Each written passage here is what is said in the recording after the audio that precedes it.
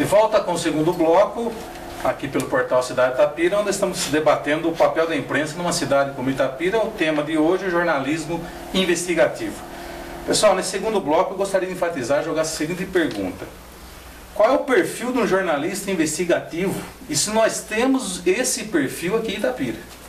Eu posso pedir licença para começar essa questão? Eu acho que é um perfil diferenciado, coisa que a gente não está muito acostumado, mas eu diria que aqui entre nós eu citaria o Fernando Gasparini, que acho que aqui Itapira é a pessoa que mais corre atrás, desvenda pauta, descobre as coisas, ele está no dia a dia correndo atrás.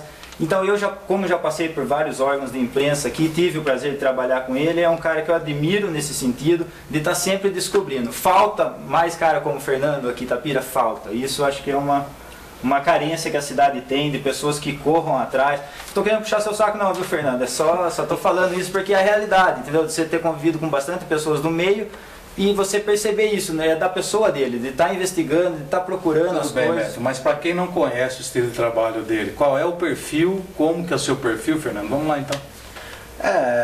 Eu acho que basicamente, Brida, respondendo, agradecendo inclusive as palavras do Beto, é uma questão de você estar antenado nas coisas que estão acontecendo ao seu redor, né? De repente, tem pessoas que têm um estilo de ficar mais sentadinho na sua cadeira, fazendo contatos telefônicos. Eu sempre tive como ponto de partida essa questão de estar sempre circulando pelos meios por onde a notícia pode estar, de repente, brotando, né? A gente tem que levar em conta que a atividade jornalística, a vocação do jornalista, eu diria, ela pressupõe o seguinte: um assunto que aparentemente é banal para uma pessoa, para um jornalista necessariamente não é. Ele consegue extrair coisas que outras pessoas não enxergam. Então, eu acho que é mais uma questão de time, uma questão de vocação, a pessoa querer se enfronhar, se fazer presente em vários setores, circulando, ouvindo depoimentos, e não necessariamente, mas muitas vezes, por conta desse comportamento, outras pessoas acabam trazendo assunto para a gente que pode se tornar notícia. Então eu acredito que isso é tudo uma somatória de fatores. Não existe aquele estilo, o detetive, o jornalista detetive. Normalmente um jornalista, entre aspas, detetive, ele é assim porque acima dele tem alguém pautando. Você vai atrás desse assunto, conversa com fulano, conversa com ciclano, e dentro do trabalho dele ele pode intuir em procurar outras fontes ou procurar outras formas de secar aquele assunto e chegar no denominador que ele espera. Então acho que é tudo uma somatória de fatores. Não, é fundamental também o que ele disse, ter essa pessoa sentada ali, fazendo os contatos e descobrindo. Mas o contato direto com a fonte, quando você está no meio, está envolvido com as pessoas, a notícia chega, entendeu? Então esse é o perfil do cara que vai buscar a notícia onde quer que ela esteja, ele não fica esperando chegar. Mas nós que trabalhamos na parte de TV e rádio, e eu vou jogar isso no ar para o Betusco, inclusive, existe alguma diferença entre essa questão do perfil para quem escreve, para quem tem que estar lá jogando a imagem ou a voz lá, Betusco? O que você acha disso? Existe muita diferença. Na realidade, o nosso trabalho é um pouco diferenciado dos demais pelo seguinte: nós temos obrigatoriamente que ir à fonte. E mostrá-la, né? E mostrá-la, ao vivo, no caso da televisão, mostrar, e no nosso caso, ao vivo. E o rádio tem a vantagem de poder chegar antes. Instantâneo. O jornal sai no final de semana e a gente está quase que na hora que está acontecendo, nós estamos mostrando o que está acontecendo, e nós vamos buscar a palavra do cidadão que está envolvido.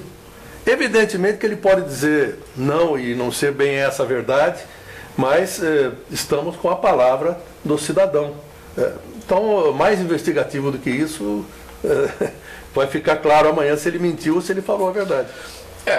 Quanto a essa questão aí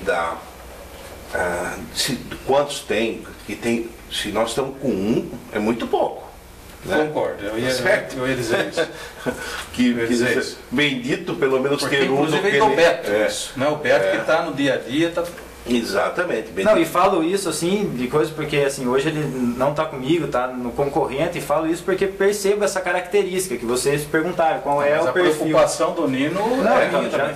O que eu quero dizer é o seguinte, né, que evidentemente, na medida em que esse assunto ele começa a ganhar corpo, Começa a população sentir.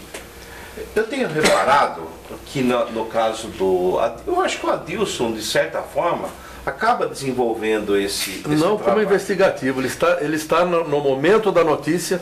Isso. Né? Que é o papel do rádio, Mas na ele realidade. Ele está no momento da notícia, mas não como investigativo. Não, concordo. Ele não Mas faz... ele levanta muito alerta. Mas ele levanta, Sim. né? E o que eu tenho observado nas notícias dele é que está ocorrendo um fato muito interessante na cidade. As pessoas estão denunciando.